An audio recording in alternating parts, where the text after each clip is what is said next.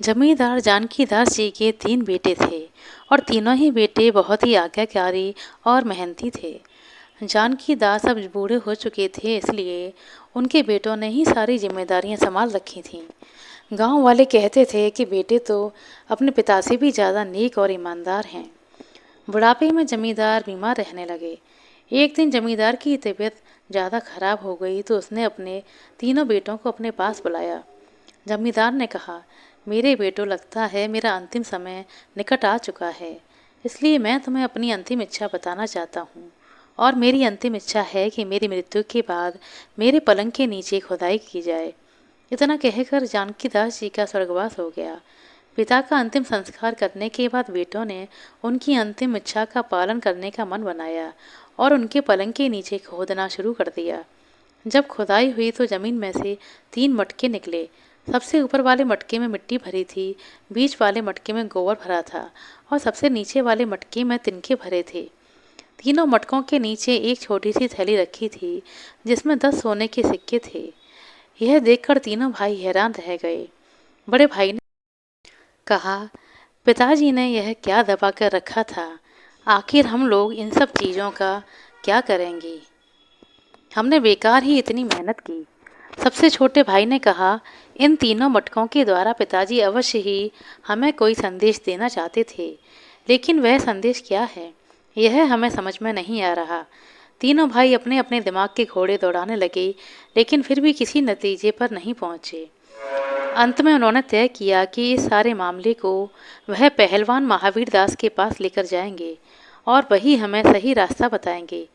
अगली ही सुबह वह तीनों भाई पहलवान महावीर दास के घर पहुंच गए। असल में पहलवान महावीर दास उनके पिता जानकी दास के बहुत अच्छे और पुराने मित्र थे।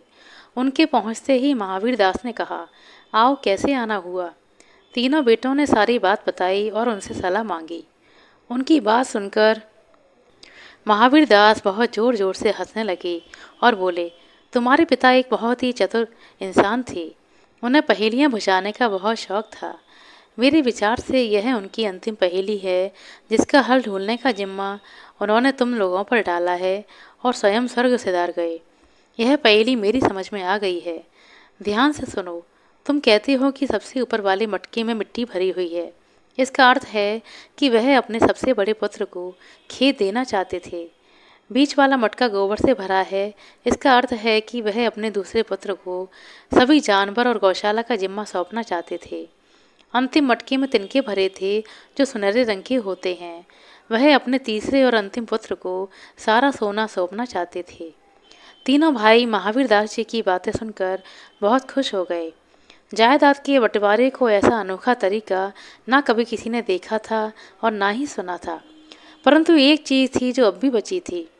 छोटा पुत्र बोला, तीनों मटकों के नीचे 10 सोने की अशर्फियाँ भी निकली हैं, वह किसकी हैं? तब महावीर दास ने कहा, तुम्हारे पिता बहुत ही दूरदर्शी और समझदार थे। उन्हें पता था कि तुम इस समस्या का हल ढूंढ नहीं पाओगे, इसलिए मेरे पास आओगे। तब महावीर दास ने मुस्कुराते हुए कहा, यह 10 अशर्फियाँ मेरा परामर्श शुल्क है। और हंसते हुए उन्होंने उन अशर्फियों को अपनी जेब में रख लिया। तीनों भाई भी महावीर दास जी के साथ हंसने लगे और उनकी बुद्धि की प्रशंसा करने लगे। इसके बाद तीनों भाइयों ने पिताजी की पहेली के अनुसार ही संपत्ति में अपना अपना हिस्सा बांटा और बहुत ही संतुष्टि और खुशी के साथ रहने लगे। आशा करते हैं दोस्तों आपको हमारे द्वारा सुनाई गई यह कहानी अच्छी लगी होगी। कहानी अच्छी लगी हो तो कृपया लाइक कर दें, शेयर कर दें। चैनल पर नए हैं तो सब्सक्राइब कर लें। अपना कीमती समय देने के लिए बहुत बहुत धन्यवाद। मिलते हैं अगले वीडियो में, तब तक के लिए नमस्कार।